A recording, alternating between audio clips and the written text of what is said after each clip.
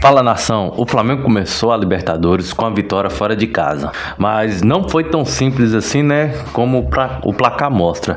Por mais que o Flamengo venceu e venceu bem por conta que jogou fora de casa e na altitude, ainda teve crítica nos primeiros tempos e uma virada de postura que mostrou a força desse elenco.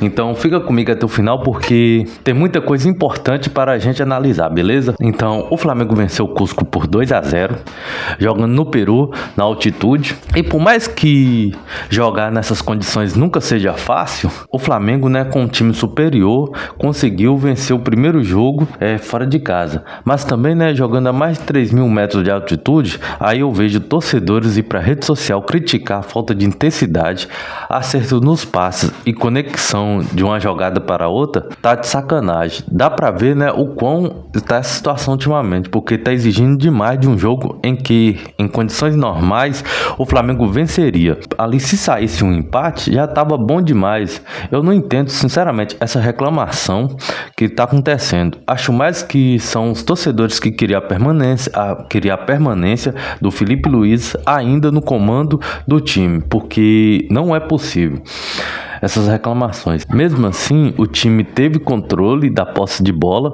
e criou algumas chances. Destaque para a finalização perigosa, que exigiu uma boa defesa do goleiro adversário. Do outro lado, né, o Cusco tentava surpreender em bolas longas, transições rápidas e chegou até a assustar em alguns momentos. Ou seja, foi o primeiro tempo bem mais complicado do que o Flamengo, né, imaginava em si. Mas aí, né, veio o segundo tempo e junto com o segundo tempo, a resposta que a torcida queria foi dada. O técnico Léo Jardim fez ajustes importantes no intervalo. O time voltou mais agressivo, mais organizado e mais objetivo. E sem falar também, né, queira ou não, no começo do primeiro tempo, os jogadores têm que dosar para chegar bem inteiros no segundo tempo. E com isso, né, apareceu ele, né, como sempre, Bruno Henrique, que depois de passar um período no departamento médico por conta da pubalgia, o atacante voltou com tudo e na estreia já marcou seu primeiro gol do Flamengo, né, na Libertadores. E foi um gol, né, que trouxe um pouco de alívio, porque só você pensar que está na frente, num lugar muito adverso para praticar futebol, tá ótimo demais.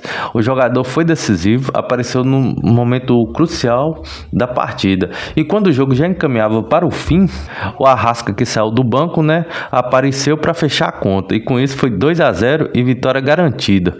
E aí que tá, essa vitória, nação, traz algumas leituras importantes do jogo. Primeiro, o Rossi, queira ou não, falhou bastante, né? Errando o tempo de bola, fez algumas lambanças, mas ainda bem que não comprometeu com a partida.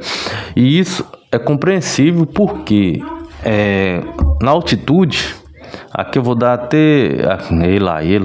E aqui eu vou passar um pano para o Rossi, porque na altitude, realmente, a bola muda, ela fica muito mais rápida e leve, e com isso o goleiro sofre muito. O contrário disso é o Plata, porque o que correu ontem foi absurdo. Eu nunca vi jogar, apesar, né, que parecia que tinha 4 pulmões, correu até o final do jogo e parecia que estava correndo aqui no Brasil. E é bom porque essas mexidas, dá para ver que agora sim o time começa a ter uma evolução, né, positiva.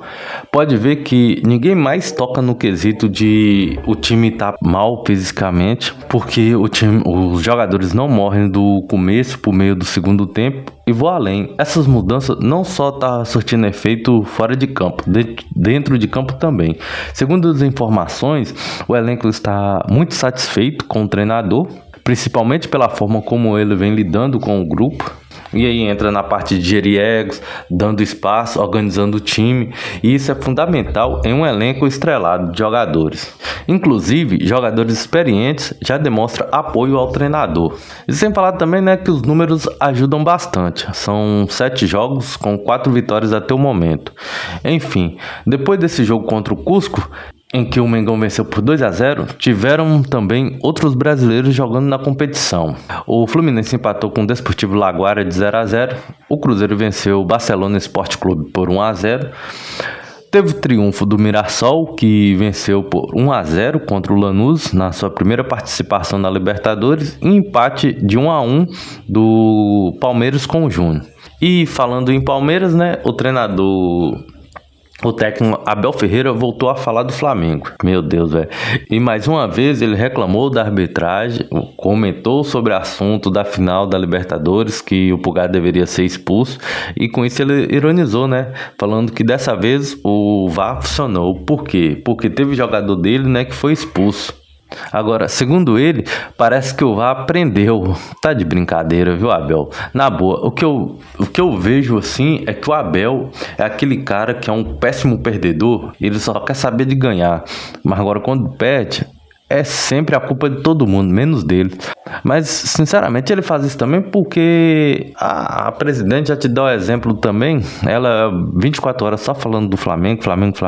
E a Abel também não... Sei lá, velho. Em vez de ele preocupar com o time dele, ele preocupa mais com os times adversários. Enfim, o que eu tenho a dizer é o seguinte. Quando você para de falar do seu para tentar justificar o que não é seu, é porque seu trabalho está sendo uma bosta. Porque precisa desviar o foco do futebol pobre e medíocre apresentado. Mas nem tudo são mil maravilhas, né? Porque vai passando e quando chegar lá no final do ano, as mesmas desculpas, os mesmos acontecimentos. Se ele chegar a perder algum título, ele vai criticar todo mundo, mas não faz uma autocrítica do seu trabalho. Infelizmente é isso, né? E agora eu vou falar um pouquinho do Cebolinha, que... O Cebolinha, ele teve uma fratura na costela e com isso, o próprio Cebolinha, né, vai ficar um tempo afastado e não tem data de quando ele vai voltar aos gramados. Com isso, fica cada vez mais difícil a sua volta e possivelmente a sua negociação no meio do ano. Por quê? Porque ninguém quer pagar, né, por um jogador que está sem ritmo e que seu contrato vai acabar no final do ano. Ou seja, qualquer clube agora, né, vai esperar ele chegar ao final do ano para consegui-lo de graça, sem ter que pagar nada por isso. E com isso quem vai se ferrar, né, queira ou não, vai ser o Flamengo. Então é isso, não tem muito o que fazer, é aceitar a situação mesmo. Por mais que pro Flamengo, né, vai ser delicada a situação, que ele não vai receber um centavo por isso. Mas enfim, né, o futebol tem seus riscos também. E com isso a gente já sabe que ele não vai estar no jogo contra o Flamengo e Fluminense pelo Brasileirão.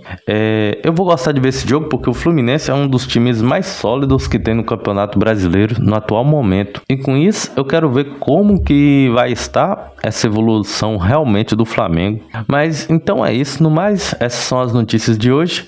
Aí eu quero saber de você, o que você achou da estreia do Flamengo? Foi bom, mal, ruim, péssimo? Comenta aqui embaixo porque eu quero saber sua opinião. E claro, se você chegou até aqui e ainda não é inscrito no canal, por favor, se inscreva aqui no canal, ative o sininho de notificação, deixa seu like também, porque isso ajuda demais o canal, né, a enviar vídeos para muito mais pessoas e você também ficar atenado a todas as novidades de hoje. A todas as novidades que estará por vir, beleza? Então é isso, nação, vou ficando por aqui, valeu, falou, fui!